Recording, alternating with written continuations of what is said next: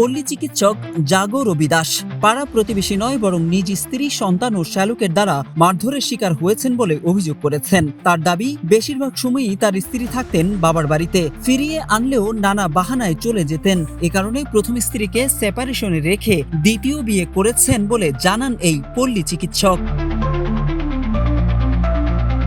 তবে নতুন বিয়ের পর ক্ষিপ্ত হয়ে ওঠেন তার প্রাক্তন স্ত্রী, দুই ছেলে ও শ্যালকরা। গত 2 সেপ্টেম্বর পল্লী চিকিৎসক বাবাকে হত্যার উদ্দেশ্যে দুই ছেলে ধারালো অস্ত্র হাতে নিয়ে যান তার রংপুরের বদরগঞ্জের মুচিরহাট এলাকার ব্যবসা প্রতিষ্ঠানে, জানান জাগো রবি দাস।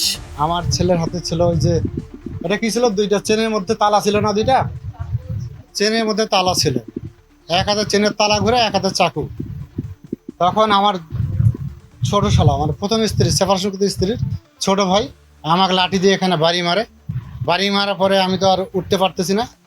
আমার বড় ছেলে তালা দিয়ে আমাকে ওই যে চেনের মধ্যে, টাইমিং চেনের মধ্যে তালা ঝুলে নিয়ে আসছে, যেটা ক্রিমিনাল ক্যাটাগরি মায়ের, আমরা তো দেখি টিভিতে, ওই তালা দিয়ে ডাইরেক্ট মায়ের, মানে এক কথা এখানে বসার 30 সেকেন্ড হয় নাই, আমার উপরে উপর্যুপরি মায়ের।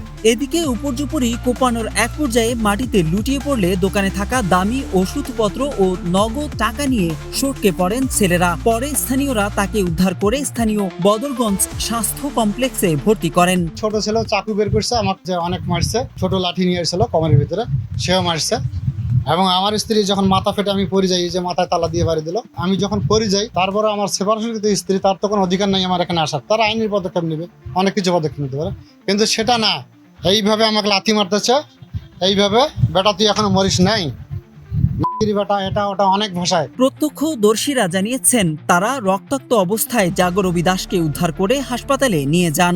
দেখছি আসিয়া জও কাকাকে ওনার ছেলে মারছে, ওনার স্ত্রী মারছে, ওনার শালা মারছে, মানে সেই রকম হারে মাথা হারে ফাটে ফুটে চরিচার মানে করে চাইছে। খুব কটা লোকজন পালা হয়েছে, আসি দেখি ডাক্তারের বউ ওখানে ছেলে আর শালা এখানে ভর্তি, জগ ডাক্তার একদম হারে পড়ি এখানে আলজি গেছে, মাথা দিয়ে রক্ত আর লাল হয়ে গেছে। দেখি আমার নিজের শরীর সয় নাই, ওই ওনার শালা, ওনার ছেলে, ওনার বউ, এই 3 জনের মারার সঙ্গে সঙ্গে ওরাও 7 জন ছিল আর কি, 6-7 জন এরকম ছিল, আমি অতটা গুনতে পারি নাই, 6-7 জন ছিল।